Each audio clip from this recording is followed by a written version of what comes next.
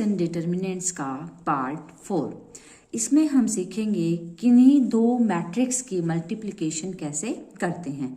इससे पहले हमने पढ़ा था किन्हीं भी दो मैट्रिक्स को कैसे ऐड करते हैं और सब्ट्रैक्ट करते हैं। ठीक है, तो मल्टीप्लिकेशन के लिए क्या है, मान लो आपके पास दो मैट्रिक्स हैं A and B, then their product AB is only confirmable if number of rows in A are equal to the number of rows in B। क्या मीनिंग है इसका सिंपल लैंग्वेज की अगर हम बात करें तो इसका मतलब है, मान लो आपके पास दो मैट्रिक्स हैं A and B। A matrix को हमने इस तरह से रिप्रेजेंट किया है Aij इंटू एम इंटू में n, m इंटू n इसका क्या है, ऑर्डर। इसी तरह हमारे पास एक मैट्रिक्स B है जिसका ऑर्डर है n इंटू में p। मान लो हमने इन दोनों को क्या की, मल्टीप्लाई की, तो इन दोनों की मल्टीप्लाई को हमने c से रिप्रेजेंट किया, ab is equal to c। तो उसका जो ऑर्डर आएगा मल्टीप्लाई करने पे जो ऑर्डर आएगा वो किसके इक्विवेलेंट होगा, m और p। यानी कि इसका हम लेंगे रो और इसका हम लेंगे कॉलम। ठीक है, अब कंडीशन की जैसे मैंने यहाँ लिखा हुआ है कि A के अंदर जितने कॉलम होंगे और B के अंदर जितनी रो होंगी वो इक्वल होनी चाहिए। इसमें अगर देखो गौर से आप तो n, A के अंदर कॉलम कितने हैं n और B के अंदर रो कितनी है n, यानी कि ये और ये क्या हुई, आपस में इक्वल है, तो इसकी मल्टीप्लाई क्या होगी, एग्जिस्ट करेगी, डिफाइंड होगी। एग्जाम्पल से देखें कैसे, मान लो हमारे पास दो मैट्रिक्स हैं A एंड B। ये है मैट्रिक्स A और ये है मैट्रिक्स B। अब इसके ऑर्डर की अगर हम बात करते हैं तो इसका ऑर्डर क्या है, इसके अंदर दो रो हैं, इनटू में दो ही क्या है, कॉलम। तो इसका जो ऑर्डर है वो हो जाएगा 2/3। सिमिलरली B के ऑर्डर की जब हम बात करेंगे तो इसमें कितनी रो हैं, 3 एंड कॉलम है 2।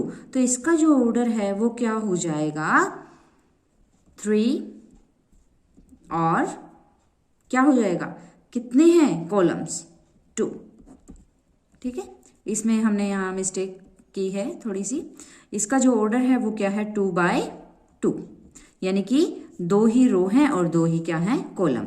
अब अगर हम गौर से देखें तो इसका नंबर ऑफ कॉलम और इसका नंबर ऑफ रो इक्वल नहीं है। यहाँ तो 2 है और यहाँ क्या है, 3 है। इट मीन्स ये इक्वल नहीं हुए, इक्वल नहीं है तो A B is not defined, यानी कि ए और बी की मल्टीप्लाई पॉसिबल नहीं है। नेक्स्ट एग्जांपल को अगर हम देखें, ए मैट्रिक्स और बी मैट्रिक्स, और सबसे पहले हमें ये देखना पड़ेगा कि ए बी डिफाइन है या नहीं, यानी कि इन दोनों की मल्टीप्लिकेशन पॉसिबल है या नहीं। तो उसके लिए तो हमें ऑर्डर चेक करना पड़ेगा। तो ऑर्डर चेक करेंगे तो इसमें दो रो हैं और कॉलम है 1 2 3, 2/3। इसके अंदर 3 रो हैं और कॉलम है 2, यानी कि इसकी कॉलम और इसकी रो इक्वल है। कॉलम्स ऑफ ए और रो ऑफ बी किसके इक्विवेलेंट हैं, 3 के इक्विवेलेंट है, दोनों वैल्यू इक्वल है, तो यस ए बी क्या होगा, डिफाइन होगा। इसमें एक बात नोट करने की है, ए बी मे और may not B equal to B A always. क्या मतलब है इसका, जनरली जब हम देखते हैं 2 3 6 और 3 2 6, लेकिन मैट्रिक्स के केस में ए की बी से मल्टीप्लाई करें और बी की ए से मल्टीप्लाई करें तो ये जरूरी नहीं है कि दोनों वैल्यूज जो आएंगी ए बी की और बी ए की वो ऑलवेज इक्वल आए। वो इक्वल आ भी सकती है और नहीं भी। ठीक है, अब हम करेंगे इसका एग्जाम्पल। हमें क्या करना है, फाइंड ए बी। हमें ए बी की मल्टीप्लाई करनी है, हमें ए और बी दोनों मैट्रिक्स गिवन है। तो मल्टीप्लाई करने से पहले तो हमें ये चेक करना पड़ेगा क्या इनकी मल्टीप्लिकेशन डिफाइन है, वो हम चेक करेंगे इसके ऑर्डर से। तो ए का जो ऑर्डर है वो क्या है, 2/3, मीन्स 2 रो हैं और 3 क्या है, कॉलम। बी का जो ऑर्डर है वो है 3/2, तो इसके अंदर जितने कॉलम्स हैं और इसके अंदर जो रो हैं वो आपस में इक्वल हैं, तो यस ए बी क्या है, डिफाइन है। अब हमें क्या करना है, अगर किन्हीं भी दो मैट्रिक्स की हम मल्टीप्लाई करते हैं तो ए भी मुझे फाइंड आउट करना है। ए का ऑर्डर यहाँ पे क्या है 2 इंटू 3 और बी का ऑर्डर है 3 इंटू 2। तो हमें क्या करना है, जब हम इनकी मल्टीप्लाई करेंगे तो मल्टीप्लाई करते हुए ये जो कॉमन है उसे छोड़ दो, यानी कि मल्टीप्लाई करने के बाद हमारा जो ऑर्डर आएगा वो आएगा 2/2, यानी कि ए बी जब हम फाइंड आउट करेंगे तो उसका जो ऑर्डर होगा वो होगा 2/2, यानी कि 2 रो होंगी और 2 ही क्या होंगे कॉलम। 2/2 ऑर्डर का मतलब है उसके जो एलिमेंट्स हैं वो कैसे होंगे A11, A12, A21 and A22। ये 4 एलिमेंट्स हमें क्या करने हैं फाइंड आउट करने हैं। कैसे करने हैं वो अभी देखो आप। हमारे पास A और B मैट्रिक्स है, हमें A B निकालना है। तो आगे A लिखा हुआ है तो हम क्या करेंगे, पहले A की वैल्यू पुट करेंगे इनटू में, इसके बाद B है तो हमने क्या की B की वैल्यू पुट कर दी। अभी अभी मैंने आपको बताया है कि जब इसकी हम मल्टीप्लाई करेंगे तो हमें जो ऑर्डर मिलेगा वो 2/2 का मिलेगा। तो उसमें हमें क्या करना है, जो एलिमेंट्स चाहिए, यहाँ पे फर्स्ट एलिमेंट क्या है A11 है। तो A11 ये एलिमेंट निकालने के लिए मुझे क्या करना पड़ेगा, यहाँ पे देखो A11 का मतलब है first row and first column. आगे वाला होता है रो और पीछे वाला क्या होता है कॉलम। तो हमें क्या करना पड़ेगा, आगे वाले की रो और पीछे वाले का कॉलम, इसकी मल्टीप्लाई हमें करनी पड़ेगी। ध्यान रहे, आगे वाले की रो और पीछे वाले के कॉलम की मल्टीप्लाई कैसे करेंगे, देखें जो कॉरस्पॉन्डिंग एलिमेंट है उसकी मल्टीप्लाई हम करेंगे। फॉर एग्जाम्पल 1 की 2 से, 1 इंटू 2 बीच में प्लस का साइन, -2 की 4 से, प्लस 3 की 2 से। मैंने क्या किया है, इस तीनों एलिमेंट्स की इन तीनों एलिमेंट से मल्टीप्लाई, 1 की 2 से, -2 की 4 से एंड 3 की 2 से। ठीक है, इसके बाद हमें क्या करना है, हमें चाहिए A12। ठीक है, तो A12 निकालने के लिए आगे वाले की रो और पीछे वाले का कॉलम, यानी कि फर्स्ट रो और सेकंड कॉलम। तो रो तो हमने फर्स्ट ही रखी लेकिन कॉलम कौन सा ले लिया, सेकंड। तो फर्स्ट रो की सेकंड कॉलम से मल्टीप्लाई करेंगे। तो 1 की 3 से, -2 की 5 से, 3 की 1 से, इन तीनों एलिमेंट से हमने क्या की मल्टीप्लाई। नेक्स्ट एलिमेंट जो मुझे यहां चाहिए वो है A21। A21 का क्या मतलब है, A21 का मतलब है सेकंड रो और फर्स्ट कॉलम, यानी कि फर्स्ट रो की मैंने क्या किया, फर्स्ट रो की तो मैंने दोनों से मल्टीप्लाई कर दी, अब बारी आएगी सेकंड रो की। तो सेकंड रो की पहले हम क्या करेंगे, फर्स्ट कॉलम से मल्टीप्लाई। तो -4 की 2 से, +2 की 4 से, +5 की 2 से, हमने क्या किया, सेकंड रो की फर्स्ट कॉलम के हर एक एलिमेंट से मल्टीप्लाई। इसी तरह अब हम क्या करेंगे, हमें A22 चाहिए, यानी कि सेकंड रो और सेकंड कॉलम। तो हम क्या करेंगे, सेकंड रो की सेकंड कॉलम से, फर्स्ट एलिमेंट की फर्स्ट एलिमेंट से, तो -4 की 3 से, बीच में +2 की 5 से, फिर +5 की 1 से। तो हमें ये 4 एलिमेंट्स मिल गए हैं। जब इन्हें हम सोल्व करेंगे, 2 1 ज़ा 2, -8 +6, 3 1 ज़ा 3, -10 +3। सिमिलरली ये 2 वैल्यूज और हमारे पास आ जाएंगी। 8 and 2, 6 और 2 8, -8 0, 3 और 3 6 और माइनस के 10, माइनस का 4, 8 कैंसिल हो जाएगा तो हमारे पास 10 बचेगा। इसी तरह 10 और 5 15, 15 - 12 3। तो ये आ गया हमारा आंसर। नेक्स्ट एग्जांपल में हमें क्या करना है, 2 मैट्रिक्स हैं A एंड B, वही सेम हमें क्या करना है, इनकी प्रोडक्ट निकालनी है। तो सबसे पहले हमें ये चेक करना पड़ेगा क्या इनकी प्रोडक्ट डिफाइंड है, तो उसके लिए ऑर्डर पता होना चाहिए। तो A मैट्रिक्स का ऑर्डर क्या है 2/2, यानी कि 2 रो 2 कॉलम। B मैट्रिक्स का ऑर्डर भी क्या है 2/2। अब इसकी कॉलम और इसका रो इक्वल है, कॉलम ऑफ A और रो ऑफ B दोनों क्या है 2 है, इसका मतलब ये इक्वल है, तो इनकी मल्टीप्लाई जो है, yes AB is defined. Define होगी, लेकिन उसका ऑर्डर क्या आएगा? जब हम ए और बी की मल्टीप्लाई करेंगे तो उसका ऑर्डर क्या आएगा? मैंने आपको बताया था जो चीज कॉमन है उसको छोड़ दो, तो इसका और रो और इसका कॉलम, यानी कि उसका ऑर्डर जो आएगा मल्टीप्लाई का वो आएगा 2/2। तो चलो हम मल्टीप्लाई करते हैं। हमें ए और बी की मल्टीप्लाई करनी है, तो हम क्या करेंगे, पहले ए वाले मैट्रिक्स को लिखेंगे फिर बी वाले को। अब कैसे मल्टीप्लाई करेंगे? वही तरीका जो हमने ऊपर वाले क्वेश्चन में अप्लाई किया है। पहले हम लेंगे इसकी रो, हमेशा मल्टीप्लाई ऐसे और ऐसे करनी है हमें, ठीक है। तो इसकी हम रो लेंगे और इसका क्या लेंगे, कॉलम। तो फर्स्ट एलिमेंट की फर्स्ट से 2 1 जा, बीच में प्लस, 4 की -2 से। अब हमने क्या किया, इसकी इससे तो मल्टीप्लाई कर दी, अब सेकंड कॉलम से और करनी है। तो 2 3 जा, बीच में प्लस, 4 5 जा।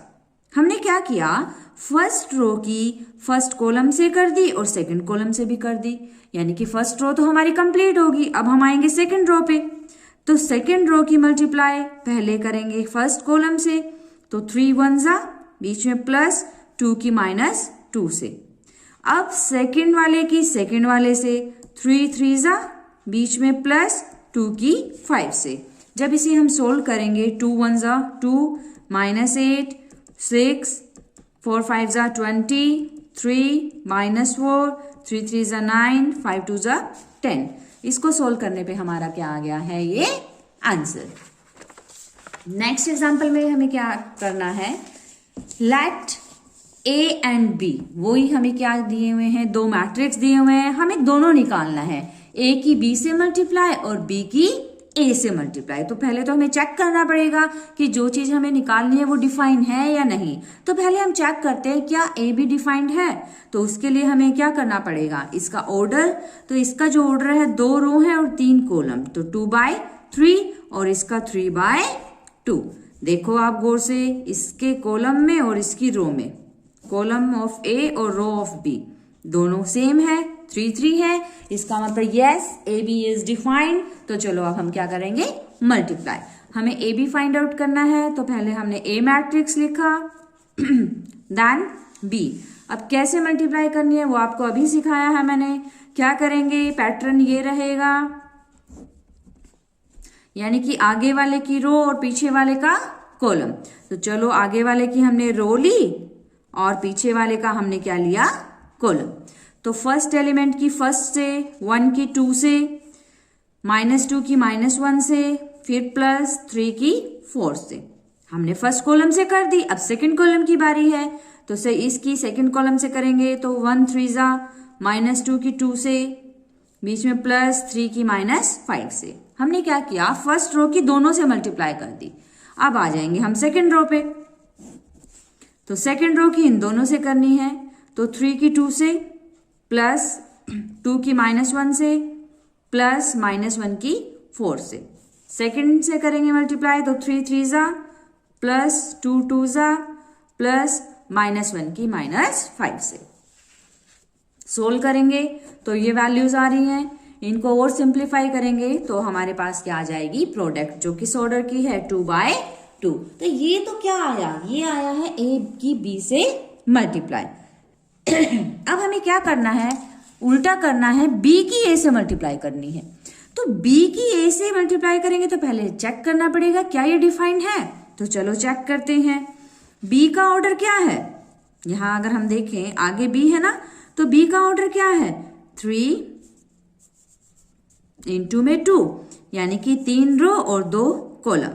इसका ऑर्डर क्या है, ए का 2 रो है और 3 क्या है, कॉलम।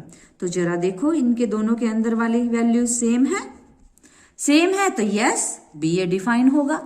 अब जो बी ए की मल्टीप्लाई आएगी उसका ऑर्डर क्या होगा, 3/3, यानी कि बी की ए से जब हम मल्टीप्लाई करेंगे तो ऑर्डर हमारा 3/3 का होना चाहिए। तो चलो करते हैं मल्टीप्लाई। तो पैटर्न वही सेम, आगे वाले की रो और पीछे वाले का कॉलम। तो चलो करते हैं फर्स्ट एलिमेंट की फर्स्ट से, 2 1 जा 2, बीच में प्लस, 3 3 जा, ओके।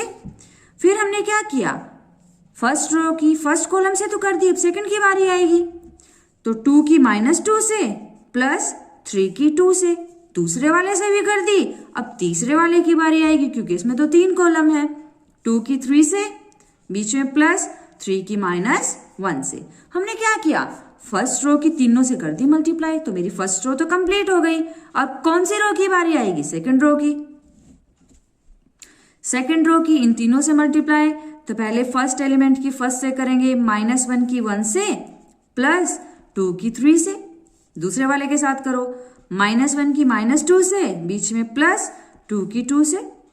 थर्ड वाले से करो, -1 की 3 से प्लस 2 की -1 से। अब हमने क्या किया, सेकंड रो की तीनों से कर दी मल्टीप्लाई। अब किसकी बारी आ गई, थर्ड रो की। सिमिलरली थर्ड रो की भी इन तीनों से मल्टीप्लाई करो आप। 4 1 जा, बीच में प्लस -5 की 3 से। दूसरे वाले से करो, 4 की -2 से और -5 की 2 से। थर्ड वाले से करो, 4 की 3 से, बीच में प्लस और देन -5 की -1 से। अब हम क्या करेंगे, इसको सोल्व कर लेंगे। 2 1 जा 2, 3 3 जा 9, 2 की -2 से -4, 3 2 जा 6, 2 3 जा 6, 3 की -1 से -3। ठीक है, इसी तरह से ये सारी वैल्यूज हमारे पास आ जाएंगी। इनको जब हम सोल्व करेंगे, 9 और 2 11, 6 में से 4 गए 2, 6 में से 3 गए 3, 6 में से 1 गया 5, 4 और 2 6, तो ये हमारी क्या आ जाएगी, मल्टीप्लाई आ जाएगी, जो किस ऑर्डर की है, 3/3। तो अभी हमने देखा यहाँ पे इस क्वेश्चन में, अगर आपने गौर किया हो, जब हमने ए की बी से मल्टीप्लाई की तो ऑर्डर आया 2/2 का। जब हमने b की a से मल्टीप्लाई की तो ऑर्डर आया 3/3 का, यानी कि ए बी और बी ए की वैल्यू जो है वो इक्वल नहीं आई। ये बात मैंने आपको पहले भी बताई थी कि जरूरी नहीं है कि a की b से मल्टीप्लाई करें या b की a से मल्टीप्लाई करें तो वो ऑलवेज इक्वल आए। ओके।